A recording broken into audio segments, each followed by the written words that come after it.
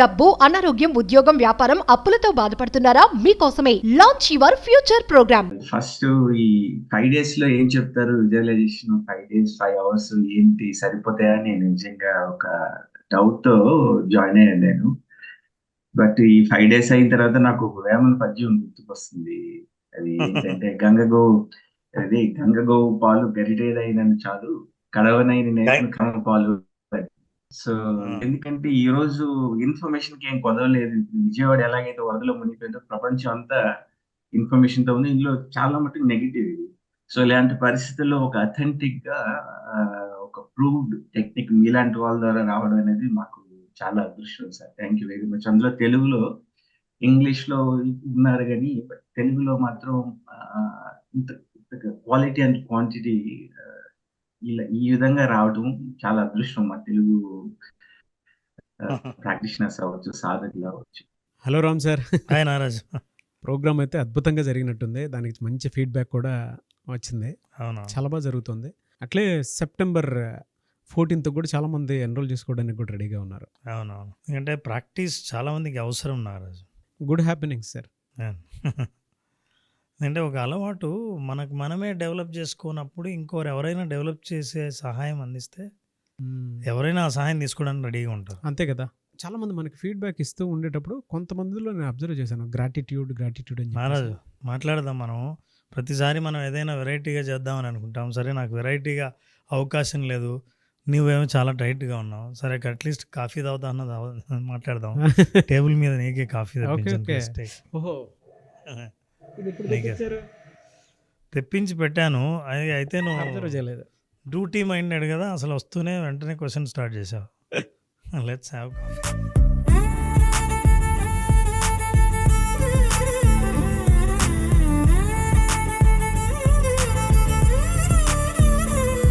Ram sir, coffee అదిరిపోయింది. Climate కూడా దానికి తగ్గట్టే ఉంది కాబట్టి అవును, నీడెడ్ ఈ టైంలో. అవును. నాకు ఒకటి జనరల్గా అడుగుతాను. మన దాంట్లోకి వచ్చి ప్రతి ఆడియన్ పార్టిసిపెంట్ ఒక చెప్పే మాట గ్రాటిట్యూడ్ అని. అది ఎట్లా, అంటే ఎలా ప్రాక్టీస్ చేసి దాన్ని ఓవర్కమ్ అవుతున్నారు వాళ్ళు? వాళ్ళకు ఉండేటువంటి ప్రాబ్లమ్స్ ఏదైనా సరే మేము ప్రాబ్లం ఓవర్కమ్ అయ్యామని చెప్పేసి అంటూ ఉన్నారు. అది ఎలా ప్రాక్టీస్ చేయాలి, ఏ విధంగా వెళ్తుంది? అసలు గ్రాటిట్యూడ్ అనే మాట ఊరికి పాపులర్ అయింది కానీ నారాజు, మనం నిజంగా మన నిత్య జీవితంలో కృతజ్ఞత అంటే మీనింగ్ కానీ దాన్ని ప్రాక్టీస్ చేయడం కానీ తెలియదు, చాలా మందికి తెలియదు. నువ్వు ఇందాక కాఫీ తాగావు, నువ్వేమే కృతజ్ఞత ఇచ్చావు చెప్పు నారాజు? అదే అంటే ఇది మనకు మెకానికల్ లైఫ్ కాబట్టి మనకు తెలియదు. అసలు కృతజ్ఞత అంటే మీనింగ్ ఏంటో తెలుసు నారాజు? సంస్కృతంలో కృత అంటే ఒక పని అవ్వడం, ఒక పని జరగడం. అనుకున్నది ఏదైనా లేదా అనుకోనిది కానీ ఒక పని మీ జీవితంలో జరగటాన్ని కృత అంటారు. జ్ఞా అంటే జ్ఞానం, తెలియడం, అవేర్నెస్. అందుకే జ్ఞానం అనేది కూడా వచ్చింది. సో కృతజ్ఞత అంటే ఒక పని జరిగినట్టు తెలియటం, తెలియజెప్పడం, తెలుసుకోవడం అనేది కృతజ్ఞత. ఇది పాలీ భాషలో ఎక్కువగా నేపాల్లో అక్కడి నుంచి వచ్చింది ఈ కృతజ్ఞత అనే మాట. సంస్కృతంలో కూడా కృతజ్ఞత అని వాడతారు. దీన్ని మనం గ్రాటిట్యూడ్ అంటాం. గ్రాటిట్యూడ్ ఏంటంటే కాస్త సెన్సిటివ్గా మనం ఆలోచిస్తే మన జీవితంలో జరిగే ప్రతి సంఘటనకు ఎవరో బాధ్యులు. మీకు తెలియకుండా జరిగే మీ దాకా మీకు వచ్చే పనులు ఏవైనా, మీకు అనుకూలంగా జరిగే పనులకు ఎవరో ప్రత్యక్షంగా పరోక్షంగా కారణమవుతున్నారు. ఈ కారణం ఉన్నారు అని నువ్వు నమ్మటం ఉందే, గుర్తించడం ఉందే, అది కృతజ్ఞత. ఇక గుర్తించిన దాన్ని అవేర్నెస్లోకి తీసుకురావటం ఉందే, గుర్తించిన తర్వాత ఇది గుర్తించాను ఎక్స్ప్రెస్ చేయడం ఉందే, అది కృతజ్ఞతలు చెప్పడం. ఫర్ ఎగ్జాంపుల్ ఇంత ప్రాసెస్ ఉంది, మనకు తెలియదు, ఊరికే థ్యాంక్స్ అంటాం. మెకానికల్గా ఉన్నప్పుడు నేను కాఫీ తాగమన్నాను, జస్ట్ కాఫీ తాగావు, చాలా అదిరిపోయింది కాఫీ అన్నావు, యూ హ్యావ్ అవేర్నెస్ దట్. కాఫీకి నువ్వు అక్నాలెడ్జ్ చేసావు, కానీ కాఫీ నీ దాకా రావడానికో నేను ఆఫర్ చేసినందుకు నాకు థ్యాంక్స్ చెప్పలేదే. సో అంటే దాని అర్థం నాకు థ్యాంక్స్ చెప్పాలని కాదు, మనం రోజు చెప్పుకుంటూ ఉంటాము కృతజ్ఞత అనేది. అది ఉన్నప్పుడు ఏమవుతుందంటే you will deliver it, you will express it. రెండోది నారాజు చాలా ఇంపార్టెంట్ లైఫ్లో, దేని మీదైనా నాకు హక్కు లేదు అని ఎప్పుడైతే నీకు భావిస్తావో అప్పుడు కృతజ్ఞత బయటకు వస్తుంది. నిజంగా నేను మన ఆఫీస్లో ఉంటే కాఫీ ఇచ్చారు, నాకేం మీరు కాఫీ ఇవ్వాల్సిన అవసరం లేదు, నాకేం దాని మీద హక్కు లేదు, నేను డిమాండ్ చేయాల్సిన అవసరం లేదు, ఇది నా సొత్తు కాదు, but still I received it. దాన్ని అక్నాలెడ్జ్ చేయాలి, దానికి జ్ఞానం కలిగి ఉండాలి, ఆ పని జరిగిందని మనం గుర్తించాలి, అప్పుడు కృతజ్ఞత బయటకు వస్తుంది. అయితే ఈ కృతజ్ఞతను ఇందాక అడిగావు, ఎలా డెవలప్ చేసుకోవాలి, కృతజ్ఞతను ఎట్లా డెవలప్ చేయాలి. చాలామంది అంటారు, ఏమండి చాలా పనులు నా జీవితంలో జరుగుతున్నాయి, నేను కృతజ్ఞత చెప్పాలన్న ఆలోచన రాదు, మా ఆవిడ నాకు చాలా సేవలు చేస్తుంది, మా తల్లిదండ్రులు నాకు ఎంతో కష్టపడి అన్నీ అందించారు, ఇవాళ నేను చాలా అనుకున్న కోరికలన్నీ జరుగుతున్నాయి, ఇంకా జరగాలి, ఇంకా కోరికలు తీరాలని నేను అనుకుంటుంటా, కానీ ఎక్కడ కృతజ్ఞతలు చెప్పాలో ఎలా చెప్పాలో నాకు తెలియదు. ఈ చెప్పడం ద్వారా ఏంటి ప్రయోజనం? మనిషి మానసికంగా తృప్తి చెందినప్పుడున్న రిలాక్సేషన్లో అద్భుతమైన పాజిటివ్ వైబ్రేషన్స్ని రిలీజ్ చేస్తాడు. ఈ పాజిటివ్ వైబ్రేషన్స్ రిలీజ్ చేయడానికి ప్రత్యేకంగా మీరు ఎక్సర్సైజ్ చేయాల్సిన అవసరం ఉన్నాయి, చాలా ఎక్సర్సైజులు ఉన్నాయి. కానీ కృతజ్ఞత అనే భావన ఉంటే ప్రత్యేకమైన ఎక్సర్సైజ్ ఏమీ అక్కర్లేదు. ఈ కృతజ్ఞత ఉంటే ప్రతి క్షణం మీరు సంతోషంగా ఉంటారు, నాకు ఏం జరిగిందో అన్నీ గుర్తిస్తుంటారు. దేవుడు అవేర్నెస్, ఎరుకతో ఉండడం అనేది ఉంది చూసారా, ఆ ఆనందం ప్రతి క్షణం ఉంటుంది. మీరు దేవుడి దగ్గర ప్రసాదం ఇచ్చారు, ఆ ఎరుకతో ఉన్నప్పుడు చాలా థ్యాంక్స్, దేవుడిని మొక్కుతాం, దేవుడి ప్రసాదం కాబట్టి ఇచ్చిన వాళ్ళకి థ్యాంక్స్ చెప్తాం, తింటున్నప్పుడు అదిరిపోయింది అంటాం. ఇవన్నీ మనం మాటలు ఎక్కడి నుంచి వచ్చాయి? కృతజ్ఞత భావన వల్లే.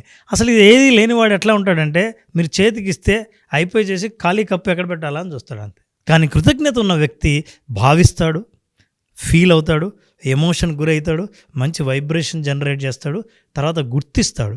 ఎప్పుడైతే సమాజంలో మనకు జరిగే సేవ మేలును గుర్తిస్తూ వచ్చామో, జరిగిన పనులను గుర్తించామో, గుర్తించడం మీరు మొదలు పెడితే మీ ప్రయత్నాన్ని నేచర్ గుర్తించదా? ఖచ్చితంగా గుర్తిస్తుంది. ఆ నేచర్ గుర్తించి ఏం గుర్తిస్తుంది? మీ కోరికను గుర్తిస్తుంది, మీ లక్ష్యాన్ని గుర్తిస్తుంది. ఎందుకంటే మీ జీవితంలో జరిగే ప్రతి సంఘటనకు కారణాన్ని మీరు వెతుకుతూ కృతజ్ఞతని చెప్తున్నారు. అలాగే ఏ సంఘటన మీరు కావాలని అనుకుంటున్నారో ఆ సంఘటన మీరు కోరుకుంటున్నారని గుర్తుపట్టిన నేచర్ మీకు అడిగింది ఇవ్వడానికి సిద్ధంగా ఉంటుంది. సో అందుకే positive vibrations are very high. ఇది ఎలా డెవలప్ చేసుకోవాలి? ఫర్ ఎగ్జాంపుల్ నారాజు చూడు, చాలా ఇంపార్టెంట్, చాలా లోతుగా ఆలోచిస్తేనే మనిషి సైకలాజికల్గా హ్యాపీనెస్ పొందడానికి చిన్న చిన్న విషయాలే కారణం. చాలామంది మెకానికల్గా కృతజ్ఞతలు రాస్తుంటారు, ఐఎమ్ గ్రేట్ఫుల్. మనసు ఆలోచనలు ఎక్కడో ఉంటాయి, కానీ చేతి రాతలో మాత్రం ఊరికే పుస్తకం నిండుతూ ఉంటుంది. No, that doesn't work. ఆ పని చేసినా చేయకపోయినా ఒకటే. అంటే మీరు పుణ్యం గురించి ఆలోచిస్తూ రామకోటి రాసినట్లు ఉంటుంది, రాముడి గురించి ఆలోచించాల. రాముడి గురించి ఆలోచిస్తే రామకోటి రాస్తే అప్పుడు పుణ్యం, అదే పుణ్యం. నాకు మా అబ్బాయి గుర్తొస్తున్నాడు. అంటే యాక్చువల్గా అడిగి ప్రాక్టీస్ చేయరా, గంటలో మొత్తం ఇవన్నీ రాసేసి ఇన్ని పేజెస్, నేను బయటికి వెళ్తానంటే వాడు బయటికి వెళ్ళే దాని మీద ఫాస్ట్గా రాసేస్తున్నాడు, కానీ లోపల ఫీల్ అయ్యి రాయట్లేదు. దాని తర్వాత మనం అడిగితే కొంచెం స్లోగా రాసి కొంచెం ఇచ్చేయరానంటే తర్వాత ఎప్పుడో చేస్తున్నాడు. నువ్వు అడిగావు కాబట్టి నీకోసం రాస్తున్నాను. బయటికి వెళ్ళిపోవాలి అంతే మనం. ఆ ఆలోచన అంటే మీరు చెప్తుంటే నాకు అది గుర్తొస్తుంది, ఫీలింగ్ లేదు. ఈ హైట్ ఆఫ్ ఇట్ ఎక్కడ ఉంటుందంటే నారాజు, డీప్ కృతజ్ఞత ఎక్కడ ఉంటుందంటే, మనకి ఎప్పుడైనా కష్టాలు కలుగుతాయి చూసారా, కష్టాలు కలిగినప్పుడు, ఇబ్బందులు వచ్చినప్పుడు చాలాసార్లు మనం రియాక్ట్ అయ్యే పద్ధతి వేరు. గ్రాటిట్యూడ్ ఉన్న వ్యక్తి ఏం చేస్తాడో తెలుసా? థ్యాంక్స్, నాకు ఈ కష్టాలు కల్పించినందుకు థ్యాంక్స్, ఎందుకంటే ఈ కష్టాల వల్లే నేను నా పర్సనాలిటీని మారి నేను స్ట్రాంగ్గా మారడానికి, సొల్యూషన్ కోసం వెతకడానికి అవకాశం ఇచ్చిన పరిస్థితులకి థ్యాంక్స్. ఉదాహరణకి ప్రాక్టికల్గా మనం ఆలోచిస్తే, నేను ఎక్కడికి వెళ్తూ మొబైల్ మర్చిపోయాను, ఇబ్బందే. ఇప్పుడు సాధారణంగా ఏం ఆలోచిస్తాం, అరే మొబైల్ లేదు ఏమైపోయింది, ఇప్పుడు మొబైల్ లేకపోతే ఎలా అని ఎవరికి ఫోన్ చేసి నా ఫోన్ తీసుకురావాలి, ఇవన్నీ ఆలోచిస్తాం. కానీ గ్రాటిట్యూడ్ వ్యక్తి ఏం చేస్తాడంటే, ఓకే జరిగింది మన మంచికి అనుకుందాం, బహుశా నాతో నేను టైం గడపడానికి నాకు టైమే దొరకట్లేదు, ఇవాళ మొబైల్ మర్చిపోవడం అనేది ఒక అవకాశంగా తీసుకొని ఇవాళ ప్రశాంతంగా ఏ స్క్రీన్ టైం లేకుండా గడుపుతాను. గడిపేటప్పుడే నౌ థ్యాంక్స్, దానికి ఏదో రీజన్ ఉంది, నాకు ఈ ఇబ్బందికి, ఈ కష్టానికి, ఈ లోన్లీనెస్కి, ఈ ఏకాంతానికి ఒక కారణం ఉందని ఎప్పుడైతే నమ్ముతావో నీ కృతజ్ఞతా భావం బాగా మనసులో ఉందని అర్థం. ఈ విషయాలను అర్థం చేసుకుంటే మనం అప్పుడు మన కుటుంబంలో తల్లిదండ్రులు కానీ, భార్యాభర్తలు కానీ, మీ స్పౌస్ కానీ, మీ పిల్లలు కానీ, మీ కష్టాలు కానీ మిమ్మల్ని ఈ రకంగా మార్చడానికి ఉపయోగపడినందుకు అన్నిటికీ కృతజ్ఞతలు చెబుతారు. అందుకే గ్రాటిట్యూడ్స్ చెప్పేవాళ్ళు మంచికి కాదు నాగరాజు, బాగా జరిగితే హ్యాపీగా ఉంటే కాదు, ప్రతి దానికి గ్రాటిట్యూడ్ చెప్పాలి. ఎందుకంటే ఇది కష్టం, ఇది ఇబ్బంది అన్నది మన డెఫినేషన్. కానీ మిమ్మల్ని ఒక డైరెక్షన్కు తీసుకెళ్ళాలంటే నేను కష్టం పెట్టాలి. నువ్వు యాక్చువల్గా ఒక రోడ్డు మీదకి వెళ్ళాలి అని ఉంది, నువ్వు వెళ్ళాలని ఉంటే నేను ఈ రోడ్డు ముయ్యాలి. ఇది మూస్తేనే, మూసింది చూసి నువ్వేం చేస్తావంటే ఇది నాకు కష్టం, ఇబ్బంది అని అనుకుంటావు. Thank you so much. ఎందుకుందో ఇలాగా ఈ పరిస్థితి నేను ఖచ్చితంగా నేను కోరుకున్నది నేను పొందేటట్టే చేస్తుంది అని అనుకొని థ్యాంక్స్ చెప్పడం. సో ఇది కృతజ్ఞత అంటే. జరిగే ప్రతి పనిని అవేర్నెస్తో ఉంటే మీకు అద్భుతమైన కృతజ్ఞతా భావం ఉన్నట్టు. కృతజ్ఞతా భావాన్ని ఎవరైతే భావించి వ్యక్తం చేస్తారో బయటికి, అలాంటి వాళ్ళు అద్భుతమైన వైబ్రేషన్స్ని జనరేట్ చేస్తారు. They achieve what they want. ప్రాక్టికల్గా కూడా ఏ విధంగా కృతజ్ఞత చూపించాలని చెప్పడానికి ఇంతకంటే బెస్ట్ ఓవరాల్ డిస్కషన్ ఉన్నదేమో. లేదండి, అది ఎవరు ఎన్ని రకాలుగా సరే ఒక విషయాన్ని చెప్పేటప్పుడు అర్థమయ్యేలాగా చెప్పొచ్చు, కానీ బట్ చాలా డీప్ సెన్స్ తోటి కనుక ఆలోచిస్తే మీరు చెప్పినటువంటి ప్రతి మాట ఎక్కడో పుస్తకం చదివినంత ఇదిగా ఉంది, అంత ఇన్ఫ్లుయెన్షియల్గా ఉంది. నో డౌట్, ఊరికే కారణం పెద్దవాళ్ళు ఎవరు కూడా.